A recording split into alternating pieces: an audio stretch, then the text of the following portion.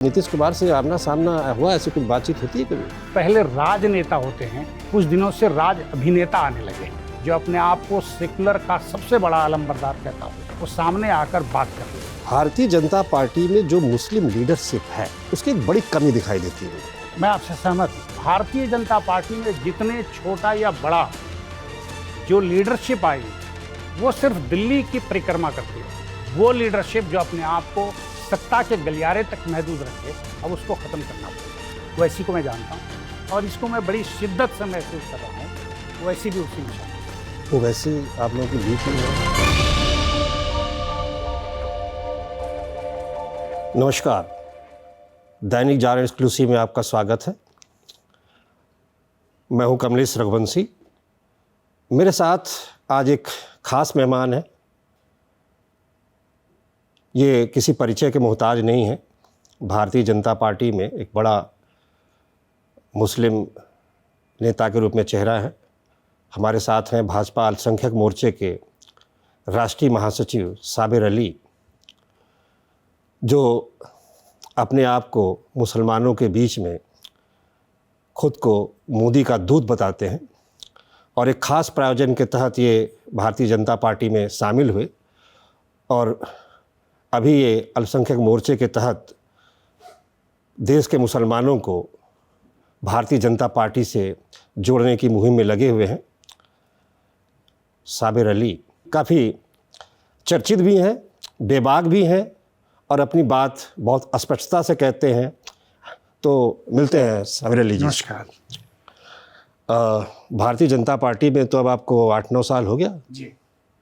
कैसा लग रहा है भारतीय जनता पार्टी में?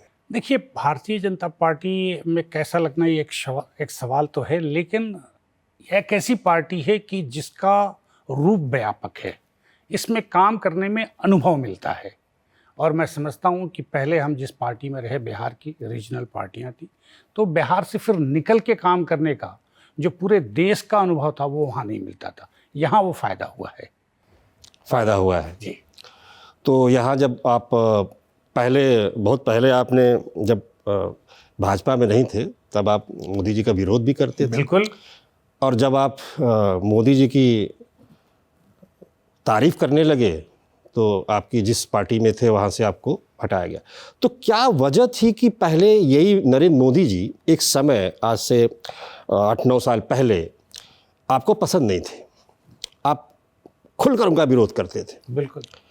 और ऐसा क्या आपने उनके अंदर देखा कि आपका जो भारतीय जनता पार्टी के प्रति या नरेंद्र मोदी जी के प्रति एक पूरा का पूरा बदलाव आया, जिसकी वजह से आपको अपनी पार्टी से हटना भी पड़ा, निकाला गया, फिर आप भारतीय जनता पार्टी में ज्वाइन किए? देखिए, 2014 के शुरू में जब मोदी जी को भारतीय जनता पार्टी ने सिर्फ ये डिक्लेयर किया कि ये हमारा कैंडिडेट प्राइम मिनिस्टर के होंगे, उस वक्त मैं दिल्ली में था। उस वक्त मैं राज्यसभा का मेंबर था। ये थी कि मुझे दिल्ली में लोगों से बात करने का मौका मिलता था, दिल्ली से बाहर दूसरे प्रदेशों में जाने का मौका मिलता था। हम अपनी ही पार्टी जेडीयू के लिए जाया करते थे, लेकिन लोगों की जो बात सुनने में उस वक्त आ रहा था वो बिल्कुल आहट साफ साफ सुनाई दे रही थी और वो दिखाई दे रही थी कि 2014 में नरेंद्र मोदी के प्रति लोगों के जो मन में है वो बड़ी उत्साह है। हमने सिर्फ पहले यही कहा कि मैं नरेंद्र मोदी जी से मिला नहीं हूँ, लेकिन एक कहावत है कि जो ढोल है इसकी जो ताल है ये सुहानी दिखाई दे रही है। इससे साफ जाहिर हो रहा है कि नरेंद्र मोदी के आने की दस्तक जो है लोगों ने स्वीकार कर लिया था उनके प्रधानमंत्री बनने से पहले। मैंने इतनी ही बात कही थी और वो मेरे मन की बात थी, जो लोगों के साथ अनुभव था वो मैंने शेयर किया। इतनी भी बात अगर किसी पार्टी में या किसी एक शख्स को कबूल नहीं हो तो फिर उस पार्टी में कैसे रहा जा सकता है, जब वही सर्वे सर्वा हो, जो प्रोप्राइटरशिप हो। लोग बोलते हैं कि भाई प्राइवेट लिमिटेड, बीजेपी को और 1-2 पार्टियों को छोड़ दीजिए तो प्रोप्राइटरशिप है पार्टी। अभी तो विलंबना ये हो गई है कि पहले राजनेता होते हैं, अब बिहार में कुछ दिनों से राज अभिनेता आने लगे। वो अपनी कल्चर को बदल लिए, अब रियल लाइफ और रील लाइफ दोनों उनकी हो गई है। चलिए बिहार में बात करते हैं। नीतीश कुमार जी की आप बात कर रहे थे तो आपका आप कभी नीतीश कुमार से आमना सामना हुआ, ऐसी कुछ बातचीत होती है कभी? नहीं, आमना सामना किसी फंक्शन में होती है, बातचीत ऐसे उमूमन नहीं होती है, लेकिन कहीं भी आमना सामना किसी फंक्शन में कॉमन है, कहीं शादी है, ब्याह है या कहीं गुजरना है, कभी एयरपोर्ट पे होती है। तो अगर बिहार की बात करें तो इस समय जो आपके पुराने मित्र सहयोगी नीतीश कुमार पूरा यात्राओं पे निकल रहे हैं, जा जाकर हर समाज को संगठित कर रहे हैं, खासकर मुसलमानों को कह रहे हैं कि भाई आप बड़ा सावधान रहिए, बीजेपी से सावधान रहिए।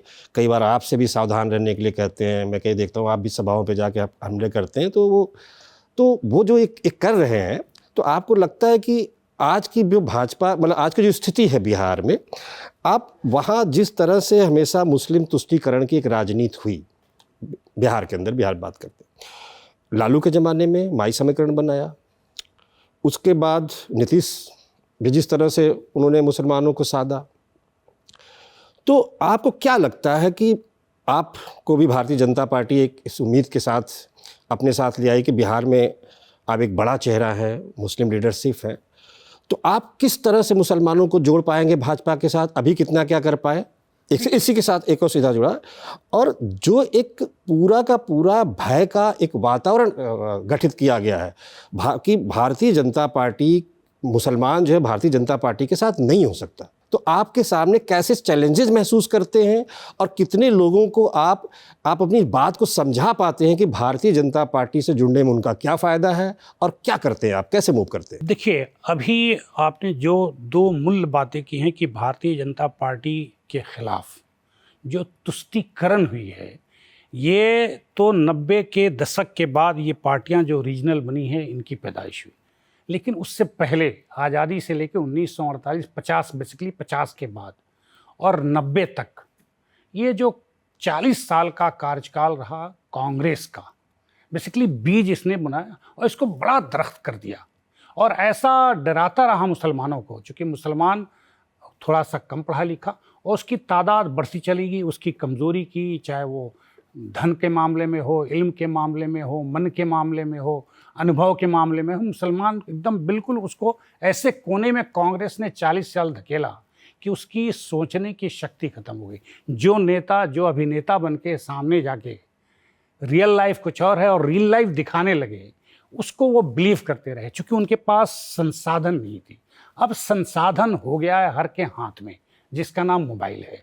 अब लोगों को समझने में कठिनाई नहीं हो रही है, आसानी हो रही है। मैं सिर्फ कहता हूँ, मैं अपने भाषणों में कहता हूँ और ये सच है, तथ्य है, मैं एक चुनौती देता हूँ कि देश का कोई भी पार्टी का वो लीडर जो अपने आप को सेकुलर का सबसे बड़ा आलमबरदार कहता हो, सबसे बड़ा अगुवाई कहता हो, वो सामने आकर बात कर ले।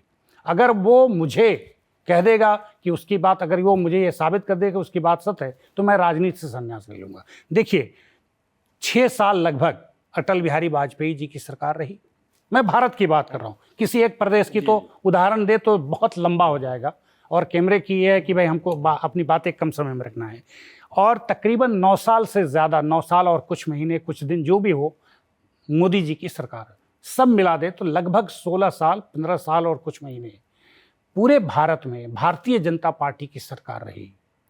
अब ये लोगों को मैं कहता हूं कि बताओ हाथ उठाकर कि तुम्हारे किस शख्स को भारतीय जनता पार्टी की सरकार में उठाकर समंदर में मुसलमानों को फेंक दिया गया या देश बदर कर दिया गया, नंबर 1। नंबर 2, क्या बिजली आई तो तुम्हारे घर नहीं पहुंची? क्या गैस सिलेंडर आया तुम्हारे घर नहीं पहुंचा? क्या घर का पैसा तुमको नहीं मिला? क्या तुम्हारे बच्चियों को स्टाइफन नहीं मिला? क्या शादी ब्याह कराने के लिए जो पैसा मिलता है तुमको नहीं मिला? तो जो सरकार की नीतियां, और सरकार का काम इतना ही होता है कि जो उसकी नीतियां बनती है वो देश के हर जन के लिए बनती है, और उसमें सबसे ज़्यादा यूपी और बिहार में इसका फायदा हुआ, क्योंकि मुसलमान कमज़ोर यहीं है, ओबीसी है, पिछड़ा हुआ है, मजदूर है, मजलूम है। सबसे ज़्यादा इन 9 सालों में अगर सरकार की योजनाओं का लाभ हुआ है, तो ये मैं नहीं कह रहा हूँ, आपका तो ये जागरण इतना बड़ा माध्यम है कि हर एक गांव के एक एक शख्स को टच कर सकता है। इस देश का जो सबसे बड़ा टेलीविज़न हो, उसकी भी औकात नहीं है कि आपके करीब आ जाए। तो आपके माध्यम में आज मुसलमान स्वयं ये कह रहा है कि हमें इस सरकार से लाभ हुआ। यानी आप ये कहना चाहते हैं कि आप अपनी बात समझा रहे हैं कि जो गरीब तबका है मुसलमानों का, सारी बात मैंने बीच में काटी आपको, वो ये बात समझ रहा है, समझना शुरू कर चुका है, या उसको समझ में आ रही है, आप समझा रहे हैं तो कितना सफल हो पा रहे हैं? देखिए, उसके समझ में आई है। दो चीज़ें होती है, एक जुबान से कोई बात कहना और अपने मन की बात को वोट में तब्दील करना, दोनों में फ़र्क है थोड़ा। अभी तक तो वो समझ लिया है। अब भारतीय जनता पार्टी की जहां भी रैलियां हो रही हैं, अगर चाहे छोटा नेता करे, बड़ा नेता करे, दिल्ली में से आप किसी को भेजें यूपी और बिहार में, आज के तारीख में भारतीय जनता पार्टी की मुसलमानों की यानी अल्पसंख्यक मोर्चाओं की या अल्पसंख्यक लीडर की सभाओं में 10-10 हज़ार मुसलमान हुए, जो कभी कल्पना नहीं किया जा सकता। मैं करके आया हूँ यूपी में, मैं रहने वाला बिहार का हूँ। यूपी में 10,000 लोग गिनती के ऐसी 4 सभाएं किया हूँ और वहाँ के लोकल हमारे जो वर्कर है वो ऑर्गेनाइज किए। अलीगढ़ जैसे जगह जो इतनी सेंसिटिव है, इस इलेक्शन में मैं गया था, 7,000 कुर्सियां थी, कुर्सियां एक भी खाली नहीं थी और लोग खड़े थे, यानी 7,000 प्लस उस शहर के अंदर लोग थे। इसका मतलब है लोग अब समझना चाहते हैं, समझ लिए हैं। वोट में कन्वर्ट जितना होना चाहिए अभी नहीं हो रहा है, यही सत्य है, लेकिन वो समय लगेगा। अब उसको वोट में कन्वर्ट कराने के लिए हमें लोगों को बार बार नॉक करना पड़ेगा। कहीं ऐसा तो नहीं है? एक तो ठीक है कि आप कह रहे हैं कि खासकर मैं भी समझता हूं कि बीजेपी पासबंदा मुसलमानों को बहुत फोकस किया उसने, और सरकारी योजनाओं का लाभ भी उनको मिला। लेकिन जब मैं देखता हूं कि इतना करने के बाद भी भारतीय जनता पार्टी में जो मुस्लिम लीडरशिप है, या जो चुनावी प्रक्रिया में, चाहे वो लोकसभा हो चाहे विधानसभा हो, उनके पास जो मुस्लिम लीडरशिप है उसकी एक बड़ी कमी दिखाई देती है मुझे। मैं आपसे सहमत हूँ। उसमें मैंने देखा, उत्तर प्रदेश में भी देखा कि मुझे लोगों को मनोनीत करके मंत्री बनाना पड़ा। लोकसभा में जहाँ तक मेरी जानकारी है कोई एक व्यक्ति भी नहीं है। तो फिर आप कैसे उम्मीद करते हैं कि जिस तबके की नुमाइंदगी भारतीय जनता पार्टी में, जो चुनावी राजनीति है, जो संस्थागत राजनीति है, उसमें भागीदारी नहीं है, तो आप कैसे उम्मीद करते हैं कि भाई सरकार ठीक है, एक है सरकार, तो सरकार कोई भी योजना बनाएगी, कोई भी काम भवन बनाएगी, कोई भी नियम बनाएगी, तो जाहिर है कि उसका सबको फ़ायदा मिलेगा, उसमें भेदभाव नहीं होगा। तो ऐसा नहीं है कि किसी बीजेपी ने कोई यूनिक काम किया, वो चाहे कोई भी सरकार होती तो वो काम करती, और जाहिर है वो काम करती तो लोगों तक उसका फ़ायदा पहुंचता। तो आपको क्या लगता है कि बिना मुस्लिम प्रतिनिधित्व के वो जो लोग आकर्षित हो रहे हैं भाजपा के अंदर, खासकर पासबंदा समाज, गरीब मुसलमान, क्योंकि एक बड़ा तबका है तो नैरेटिव तो गढ़े हुए हैं, वो एजेंडे उसी तरह चला आ रहा है भाजपा की तरफ, एक उनकी जो विचारधारा है लेके, और चाहे आज भी कांग्रेस वही कर रही है, क्षेत्रीय पार्टियां वही कर रही हैं। कर्नाटक में आपने देखा कि 80% पोलराइजेशन हुआ, भारतीय जनता पार्टी को बहुत वोट मिले, नहीं कुछ जेडीएस को मिले। तो ये एक बड़ी जो समस्या है कि भारतीय जनता पार्टी के अंदर, चाहे लोकसभा के स्तर पर, विधानसभा के स्तर पर, अगर उनके बीच के नुमाइंदे चुनकर नहीं आएंगे, तो कैसे आप ये उम्मीद करते हैं कि बिहार और उत्तर प्रदेश में मुसलमानों का एक बड़ा तबका बीजेपी को वोट देगा? मैं आपसे सहमत हूँ। जो आपने कहा कि नुमाइंदा जब तक के चुन के नहीं आएगा, उनके अंदर विश्वास पैदा नहीं होगा, मैं आपसे बिल्कुल सहमत हूँ। लेकिन साथ साथ राजनीति को सिर्फ एक तरफ से देखेंगे तो दूसरा तरफ खाली रह जाता है। अभी तक क्या हुआ भारतीय जनता पार्टी में, वो ये है कि जो लोग भारतीय जनता पार्टी में आए, या तो वो कमज़ोर थे, या तो अगर मजबूत भी होंगे तो उन्होंने दिलेरी नहीं दिखाई। हम ताकतवर हैं, लेकिन हमने अगर ताकत का इस्तेमाल नहीं किया तो ताकत का क्या मतलब।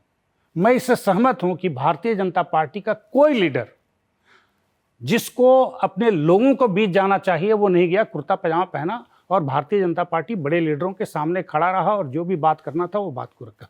जहां रखना चाहिए था, ये कमी रही है। ये कमी मैं भी स्वीकार करता हूं कि 9 साल हो गया, 9 साल में मुझे जितना मेहनत करना चाहिए मैंने नहीं की।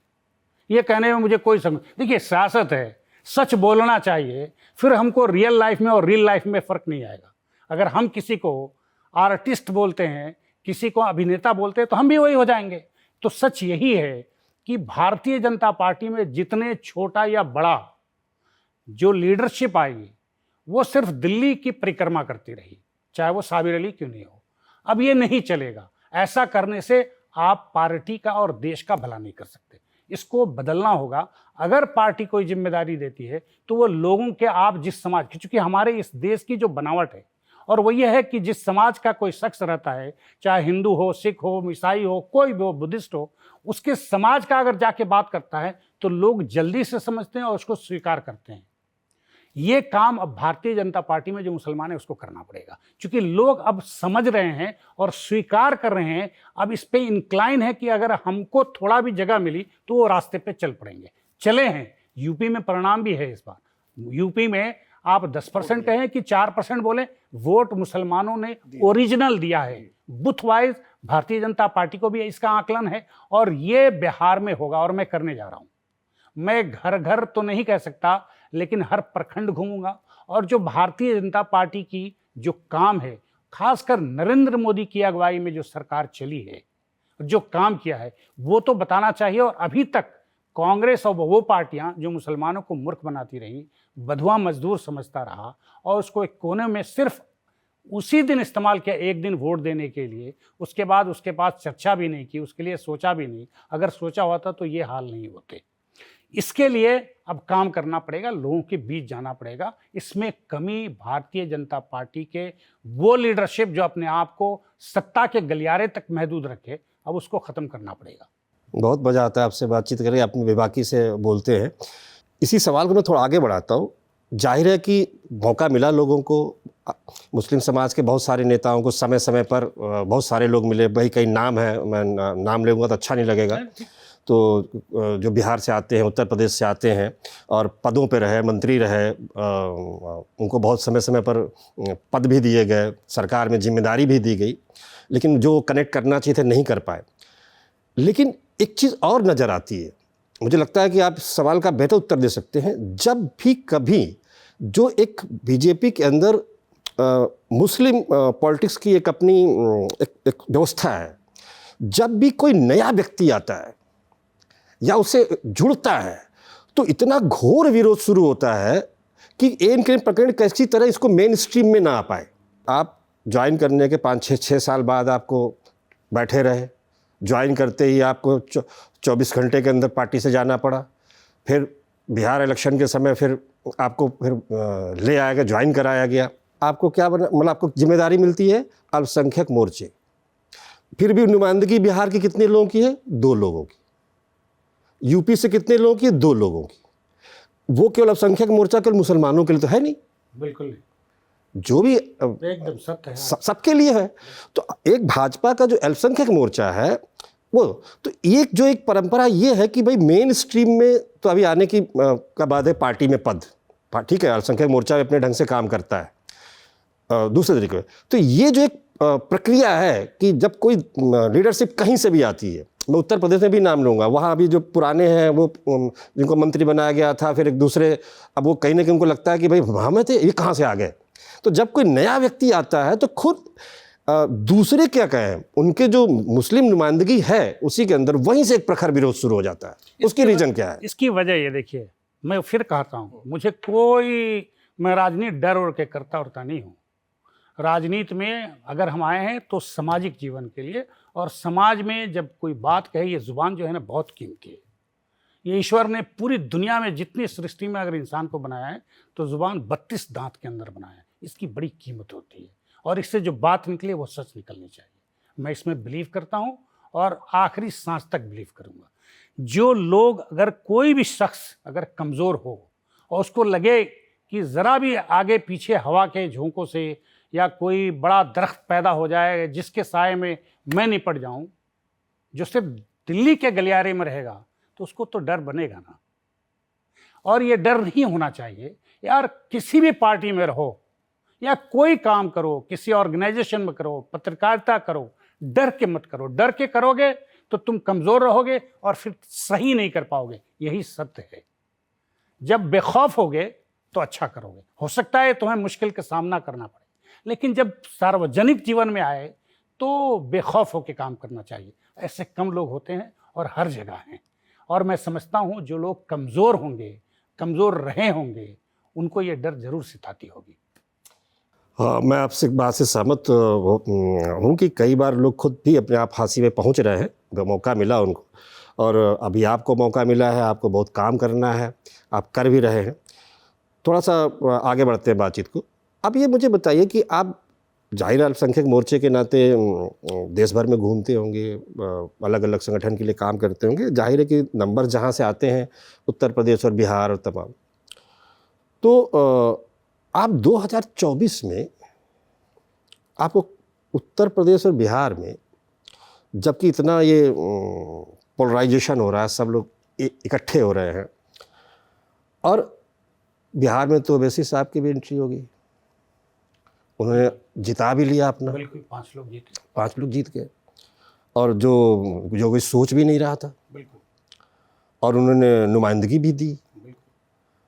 तो वहाँ जिस तरह का एक तरफ कि भाई कि बीजेपी से मुसलमान वोटर जुड़ रहा है, दूसरे लोग भी जुड़ रहे हैं, राजद है और तमाम, तो आप कैसे देख रहे हैं कि 2024 में भारतीय जनता पार्टी, आप कैसे उस मिथ को जो एक बना हुआ है, खासकर एक खास एयर पॉकेट जो बिहार का है, जहां पूरी तरह से पोलराइजेशन की तरह स्थिति है, और हैरानीजनक तब भी मुझे लगे थे नतीजे कि जो एक राजद और तमाम उसका एक गढ़ होता था, वहाँ आके हैदराबाद से ओवैसी आके वहाँ अपने उम्मीदवार जिता लेते हैं।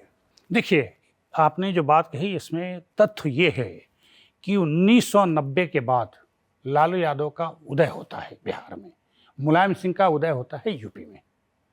दोनों एक ही जाति के लोग हैं, चूंकि इस देश में जाति की परंपराएं अभी भी बड़ी मजबूत हैं। कोई माने या नहीं माने, बहुत लोग डरते होंगे। लालू जी भी अपने जब पूरे होशो-हवास में थे तो करते थे वही राजनीति, लेकिन कैमरे पे नहीं बोलते थे। कैमरे पे बोलते थे कि हम इसके खिलाफ हैं।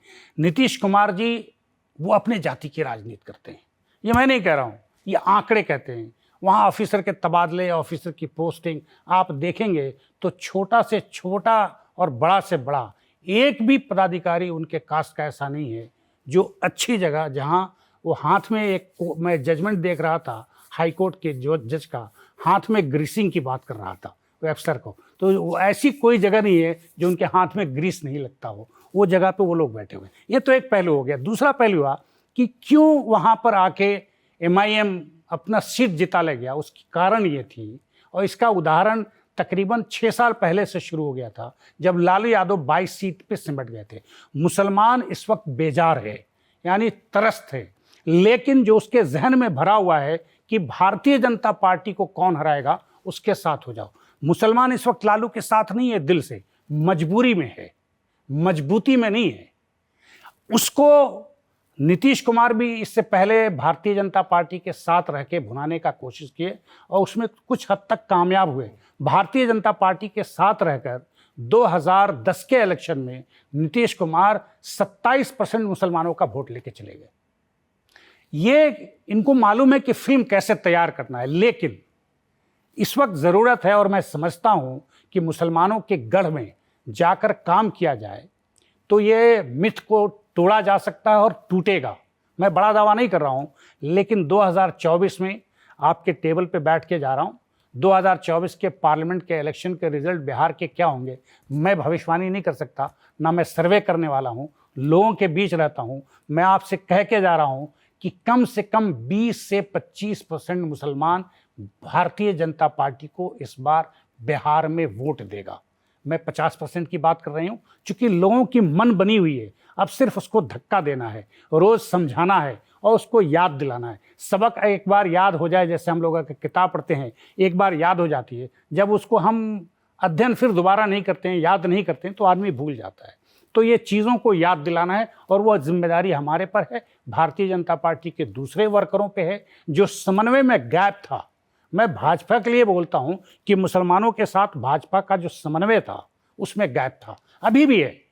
उसको सिर्फ दूर करना है, समन्वय को। जब चर्चा होती है एक दूसरे के साथ, आदमी बात करता है ना, तो फिर उसको समझता है। एक बहुत बड़ा शायर ने पर्शियन में कहा, मैं पर्शियन नहीं पढ़ूंगा, उसने कहा कि जब तक कि किसी इंसान को आप नहीं समझ पाओगे, जब तक कि उससे आप बातचीत नहीं करो। आप परसेप्शन बैठे बैठे बना लेंगे तो हम किसी के लिए, किसी साधु के लिए हम उसको भगवान बना सकते हैं, किसी मौलाना को हम प्रॉफिट की दर्जा दे सकते हैं, लेकिन जब बात करेंगे फिर समझ में आएगी कि इसमें क्या गुण है, क्या अवगुण है। इसलिए जब समन्वय बनाया जाएगा और वो जिम्मेदारी मुझ पर आयद होती है, मुझे पार्टी कितनी जिम्मेदारी देगी ये मुझे नहीं मालूम, लेकिन as a worker of Bharatiya Janata party मैं जिस वक्त तक पार्टी में रहूँगा ईमानदारी से काम करूँगा। ओवैसी आप लोगों की बी टीम है? देखिए, कांग्रेस इसमें बहुत माहिर है और उसको पता है कि मुसलमानों का दुखती रंग क्या है। ये तो सब बोलते हैं, जहाँ जहाँ भी जो भी पार्टी जहाँ ओवैसी, देखिए मैं ओवैसी को बेसिकली, हमारा वो दोस्त है, मुझे ये कहने में कोई आपके पास में कहूँ कि ओवैसी का जो ये एनुअल फंक्शन होता है, मैं जेडीयू में था तो मैं चीफ गेस्ट था हैदराबाद में, ओवैसी को मैं जानता हूँ। जहाँ लड़ते हैं बीजेपी को फायदा करवाते हैं। राजनेता अभी अभिनेता हो गए हैं और ये हर जगह लगभग जितने रीजनल पार्टी है वो नेता अभिनेता का काम के रियल लाइफ और रियल लाइफ दोनों उनके हो गए हैं, और इसको मैं बड़ी शिद्दत से महसूस कर रहा हूँ। वैसी भी उसी में शामिल है। अच्छी बात। अच्छा, एक बताइए कि जब आप आए थे, क्या कहते हैं, जब भाजपा में उस समय ज्वाइन किए थे, जब 2014 के बाद, तो मुख्तार अब्बास नकवी जी ने ट्वीट किया था, फिर उसके बाद फिर वापस लिया, केस उस किया आपने, फिर तो दोस्ती हो गई आपकी उनसे? देखिए, फिर एक मैं आपको कोट सुनाता हूँ। दुनिया का सबसे बड़ा पर्शियन का एक शायर है, उसकी 4 लाइन है। वो कहता है कि कल जो गुजर गया उसके लिए अफसोस मत कर, कल जो आने वाला है उसकी परवाह मत कर, आज जो मौजूद है उस पर अच्छा कर। मैं बिलीव करता हूँ जो आज का इस वक्त जो समय है उसमें अच्छा करना है, और हमारी राजनीति में मैं कभी भी किसी से दुश्मनी नहीं करता।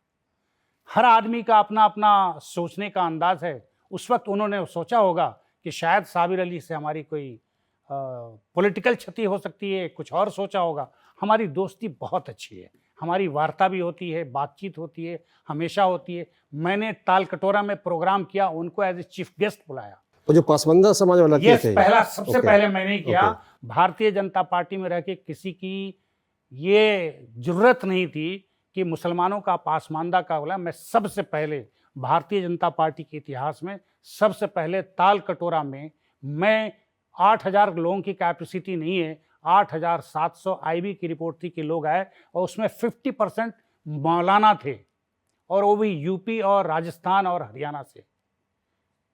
पढ़े लिखे, अनपढ़ों की जमात नहीं थी, एक भी बुलाए नहीं, अपने से लोग आया। मैं लोगों के बीच गया था और वहाँ उनको मैंने चीफ गेस्ट बुलाया, क्योंकि मैं चाहता हूँ, मैं जानता हूँ, और मैं ये मेरी कोशिश रहती है कि जो हमारे दिल में हो वही ज़ुबान पे हो। अगर दिल ठीक नहीं है तो ज़ुबान ठीक करके बहुत देर तक अच्छा नहीं रहता। हमारे दर्शकों को जरा समझाएंगे कि बहुत देश में हर जगह पासमानदा का मतलब वो नहीं समझते हैं, तो ये पासमानदा मुसलमान किन लोगों को कहते हैं? मैं आपको बताऊँ, पासमानदा पर्शियन लफ्ज़ है, उसका साफ माना है हिंदी में पिछड़ा हुआ। Is nothing else. बैकवर्ड वो इकोनॉमिकली हो, कास्ट वाइज हो, सब उसमें सामूहिक।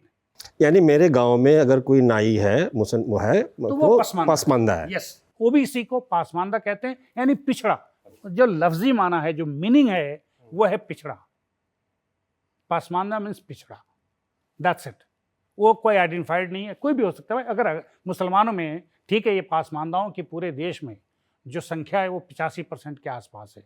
3 या 4 ऐसी जातियां हैं जो अपर कास्ट मुसलमानों में मानी जाती है, बाकी जितने सब। जरा हमारे दर्शकों को बताइए कि जो अपर कास्ट के जो मुस्लिम कम्युनिटी है उसमें कौन जाति? सैयद है, शेख है, मेन और पठान, 3 ये है जो मेन है। बाकी अलग अलग प्रदेशों में 1-2 और जातियां हैं जिनको उसमें शुमार किया जाता है, लेकिन बेसिकली 3 ऐसा कास्ट है जो अपर कास्ट में, पूरे देश की मैं बात कर रहा हूँ, जो 95% ये 3 है जो वो कहीं भी रहेंगे वो अपर कास्ट में काउंट होते हैं। उसका भी एक अलग, चूंकि कभी दूसरा समय रहेगा तो हम बताएंगे। अच्छा, पासमानदा में बेसिकली वो जो पिछड़ी जातियां हैं, जितनी कन्वर्टेड हैं इस मुल्क में, वो पासमानदा में आते हैं। इसलिए चाहे यूपी हो, बिहार हो, झारखंड हो, बंगाल हो, कहीं भी हो, महाराष्ट्र हो, तमिलनाडु हो, केरल हो, कहीं भी हो, तो पासमानदा की तादाद लगभग 85% है। बिहार में नीतीश कुमार अभी एक बड़ी बैठक बुलाने वाले हैं और लोग गोलबंद भी कर रहे हैं, तमाम चीज़ों कर रहे हैं।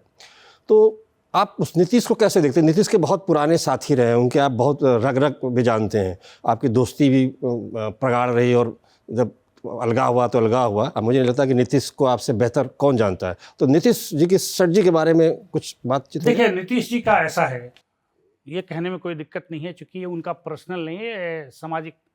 उनकी सोच 2013 में ये मन गया था कि मैं बहुत दिन चीफ मिनिस्टर रहा, कैबिनेट मंत्री रह गया, अब मेरे लिए कुछ बाकी नहीं है, एक ही लक्ष्य है, इस देश का प्रधानमंत्री होना चाहिए, सबका होना चाहिए। मेरा भी, दुनिया में कोई भी, इस देश में कोई बात है कि अगर होता है तो सबको स्वागत, ठीक है, बहुत अच्छी बात है। लेकिन मेरा ये कहना है कि आप बनाओ, लेकिन किसी की गर्दन कलम कर दो और कैसे भी चढ़ जाओ, फान के चढ़ जाओ, कैसे भी गोल कर दो, ये ठीक नहीं है। नीतीश जी का ऐसा हो गया है कि अभी मैं उनकी बहुत सम्मान करता हूँ, राजनीतिक उनकी सोच बहुत अच्छी है। मैं एक बार फिर कहता हूँ, हमेशा कहता हूँ कि नीतीश जी स्ट्रेटजी बनाने में, जोड़ घटाव करने में बहुत अच्छे हैं, लेकिन कभी भी मास लीडर नहीं हुए, हमेशा बैसाखी पे चले। अब उनकी बैसाखी हो गई है ढीली, पहले उनकी बैसाखी ठीक थी, अब उनकी बैसाखी का सब नट बोल्ट सब टूट गया है। अब मैं दूसरा वर्ड नहीं इस्तेमाल कर रहा हूं। भाजपा के सहारे लंबे समय तक शासन में रहे। हाँ, तो उस बीच में चलते चलते इतना आगे पीछे किए कि सब नट बोल्ट सब ढीला हो गया है। अब उनका बैसाखी 2024 के बाद वो बैसाखी ही नहीं रहेगा। नीतीश कुमार की आने वाले दिनों में, वो उनको ईश्वर स्वस्थ रखे, बहुत आगे जाएं, सब है, लेकिन आज लिख के रख लीजिए, मैं कोई द्वेष में नहीं बोल रहा हूँ, किसी काल्पनिक का बात नहीं कर रहा हूँ। 2024 के बाद नीतीश जी की पार्टी और नीतीश जी के राजनीतिक पे फुल विराम लग जाएगा, क्योंकि जिस तरह के लोगों को इकट्ठा कर रहे हैं ये इस देश में चलने वाला नहीं है। अभी मैं भारतीय जनता पार्टी में इसलिए नहीं बोल रहा हूँ, इस देश की जनता का मोड है, आखिरी पंक्ति तक एक घास काटने वाली औरत से पूछिए तो मोदी का नाम पहले स्वर में जो निकलता है वो कहती है कि मैं मोदी को जानती हूँ। हमारे एमपी एमएलए को जाने नहीं जाने, ऐसे 200 303 हमारे एमपी में 200 ऐसे होंगे कि उसके लोग क्षेत्र के नहीं जानते हैं, लेकिन उसकी आखिरी व्यक्ति महिला जो चूल्हा, वो गैस सिलेंडर पे खाना पका रही है या घास भी काट रही है, वो भी मोदी को जानती है। और ये अभी बना हुआ है और 2024 में उसमें कमी नहीं आने वाला है, तेजी आने वाला है। इसलिए नीतीश जी वो कारतूस जो फूक जाता है ना, मैं उनको नहीं बोल रहा हूँ, वो उतना ही इस्तेमाल होना। तो क्या आपको लगता है कि जेडीयू का राजद में विलय हो जाएगा? विकल्प नहीं। देखिए, पार्टी टूटेगी, ये मेरा है, ये भारतीय जनता पार्टी का वक्तव्य नहीं है, साबिर अली का है। पार्टी टूटेगी, कुछ इधर गया, कुछ उधर गया, कुछ गया जो बचा समंदर में। कुछ आप लोग भी काम कर ही रहे हैं उस पर। हम लोग काम करने की जरूरत नहीं ना, यकीन मानिए। ऐसा नहीं भारतीय जनता पार्टी का बिहार का विंग क्या कर रहा है मुझे नहीं मालूम, मुझे उससे कोई, मैं एज ए पॉलिटिकल व्यूअर मैं ये कह सकता हूँ कि जेडीयू में जितने विधायक हैं लगभग मैं सबको जानता हूँ, उनकी मानसिकता जानता हूँ, उनकी स्ट्रेटजी जानता हूँ, उनकी ताकत को जानता हूँ, उनकी कमजोरियों को जानता हूँ। तो ये बहुत दिन तक अगर घसीट के चला गया तो शायद ये सेशन ये जो टेन्योर है 2025 तक, अगर ये भी कमाल हो जाएगा अगर टिक गया तो। बहुत बेबाकी से, बहुत अपने स्वभाव के अनुरूप सारे सवालों का आपने जवाब दिया। आपका बहुत बहुत धन्यवाद। आगे फिर कभी मुलाकात होगी।